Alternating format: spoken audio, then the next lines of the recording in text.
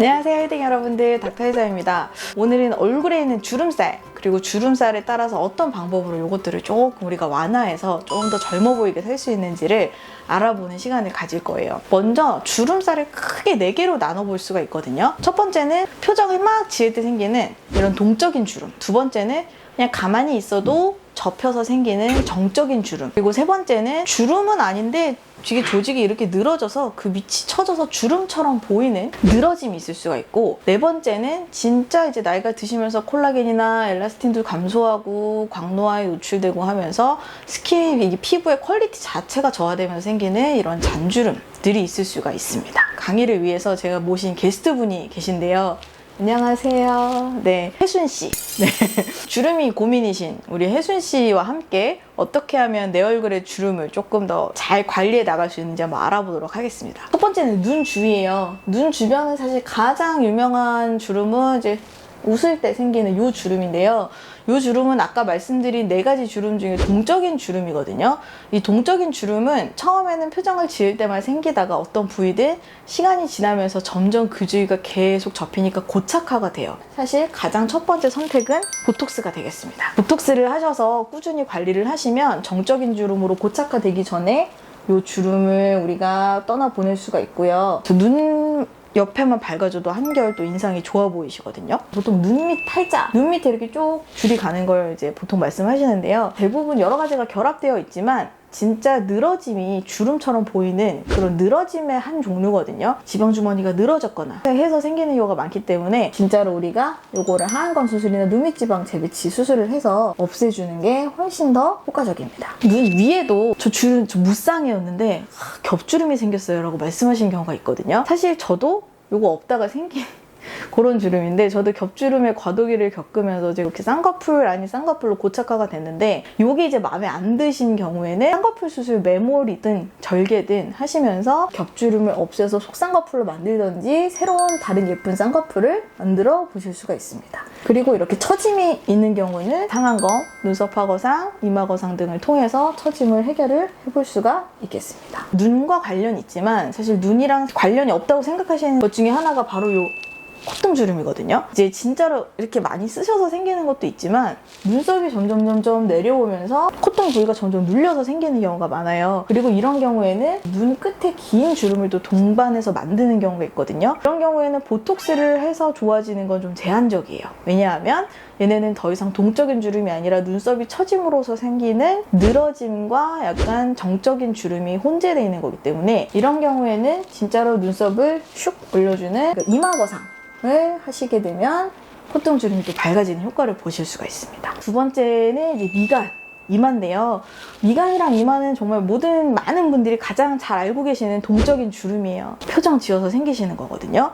그래서 미간은 사실 보톡스를 하시는 걸 정말 저는 강력히 추천을 드리고요. 물론 이마 거상을 하시게 되면 이 부위의 근육을 끊어주면서 부수적인 효과를 보실 수도 있지만 모든 사람들이 이마 거상을 하는 건 아니잖아요. 그래서 가장 접근성이 좋은 건 미간 보톡스. 그리고 이마 같은 경우도 우리 눈썹을 올려주는 근육 딱 하나 이마의 전두근이라고 있는데 걔네들이 너무 열심히 일을 해서 이마에 주름이 생기는 거거든요. 이것도 동적인 주름이라 보톡스를 맞으시는 게 맞는데, 내가 눈 처짐이 있거나 안검하수가 있어서 눈에 원래 잘 못 뜬다 하시는 경우에 무작정 이마 보톡스부터 맞으시면 눈 뜨는 게 너무 힘들어지세요. 그래서 이런 경우에는 근본적인 원인을 좀 해결을 하신 다음에 이마 보톡스를 하시는 게 좋고요. 이 미간과 이제 이마도 동적인 주름을 그냥 계속 내버려두게 되면 정적인 주름이 돼서 패인 주름이 되기 때문에 그때는 필러 같은 걸 하시는 게 또 도움이 되실 수가 있습니다. 빨리빨리 너무 깊어지기 전에 보톡스를 하는 게 동적인 주름은 큰 도움이 된다. 세 번째는 입가인데요. 이렇게 입가 주변에 이렇게 이제 세로주름이 생겨서 자글자글한 느낌이 든다고 말씀을 많이 하세요. 이 입가 주름은 사실 동적인 주름이에요. 우리 입가에도 수축하는 입가 조인근이 있는데 얘네들이 계속 일을 하면서 이런 식으로 주름을 만들다 보니까 여기는 사실 의외로 보톡스를 하는 게 굉장히 효과가 많이 있고요. 얘네 역시 많이 파여있다 하면 필러, 리쥬란, 그리고 사실 이 부위에 울세라 하실 수 있는 거 모르셨죠? 울세라도 하시면 좀 도움이 됩니다. 입가에 이런 고양이 주름이라고 말씀하시는 것들은 보톡스와 피부 퀄리티를 개선할 수 있는 울세라, 필러, 리쥬란 등을 하시면 도움이 되실 수가 있고, 사실 마리오넷 주름은 마른 주름이지만 처짐입니다. 그래서 이런 경우에는 근본적으로 얘네를 이렇게 당겨주던지 아니면 얘네가 처지고 여기가 꺼져 있으니까 약간 눈속임으로 여기를 채워주던지 하는 식으로 약간 평탄화 작업을 해야 되는데요. 당기는 건 사실 거상을 따라갈 게 없거든요. 안면거상이나 아니면 실리프팅을 해도 실리프팅은 조금은 제한적일 수가 있어요. 그래서 그런 식으로 뭔가를 리프팅 해주는 시술을 하거나 계단식으로 이 아래가 꺼져 있는 경우에 이 부위는 좀 필러 같은 걸 채우거나, 그리고 저 같은 경우는 뭔가 집중하거나 할 때 이러고 있는 제 모습을 발견하거든요. 입꼬리 내린근육은 되게 강한 편이에요. 그러면 여기처럼 여기도 계속 파이거든요. 그래서 입꼬리 보톡스를 그런 분들은 조금 정기적으로 맞아주시는 것도 마리오넷이 점점 짙어지는 거를 좀 막을 수가 있습니다. 슬픈 이야기지만 울세라나 써마지 단독으로는 이 마리오넷을 마치 당기듯이 아주 효과적으로 좋게 할 수는 없거든요. 하지만 꾸준한 관리가 더 심해지는 걸 막아줄 수는 있습니다.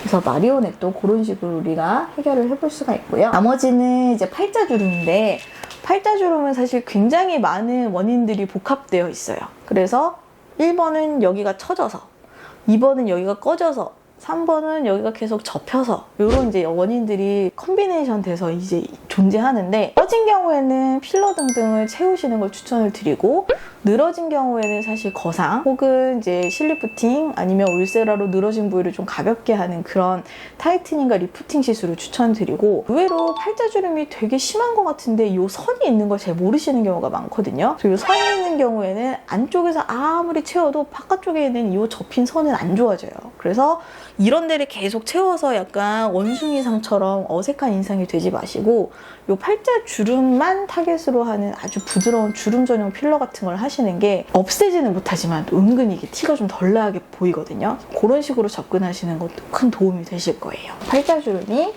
없어지게 되면 또 동생 된 것 같아요. 네. 그리고 이제 또 마지막으로 요즘 너무 많이 고민하시는 게 목주름이거든요. 목주름 같은 경우는 크게 세로주름이랑 가로주름으로 나뉘는데, 사실 노화에 관련된 거는 요 세로주름인 경우가 많습니다. 그래서 세로주름은 피부도 늘어지고 근육도 늘어지기 때문에 이렇게 11자로 보이는 주름이라 거상으로 정말 드라마틱하고 큰 호전을 꾀할 수가 있고, 그리고 피부가 너무 얇아서 생기는 경우도 있기 때문에 그런 경우에는 스킨보톡스, 리쥬란 같은 주사 시술이랑 써마지 같은 걸 또 하시면 퀄리티 유지에 도움이 많이 됩니다. 하지만 가로주름 같은 경우는 타고나시는 경우가 많거든요. 그래서 애기들도 가로주름이 있는 경우가 많아요. 볼록볼록하게 되게 목이 좀 통통하신 분들도 있어요. 그런 경우에는 거기에 울세라나 뭐 티타늄 같은 레이저 리프팅을 하면서 꺼져 있는 데는 필러 같은 걸 채우시는 그런 이제 좀 보수적인 방법으로 진행을 하고, 피부는 굉장히 피부가 좀 얇은 편이기 때문에 너무 과한 시술을 하시게 되면 부작용이 생길 수가 있거든요. 그래서 목주름 같은 경우는 가로주름은 그렇게 꺼진 데는 살짝 채우고 나온 데는 살짝 눌러주고 이런 식으로 접근을 하시면 될 것 같습니다. 고민 해결을 한번 해봤는데요. 주름이 생기는 이유가 원인이 4개긴 하지만 사실 모든 것들이 다 복합적으로 작용을 하거든요.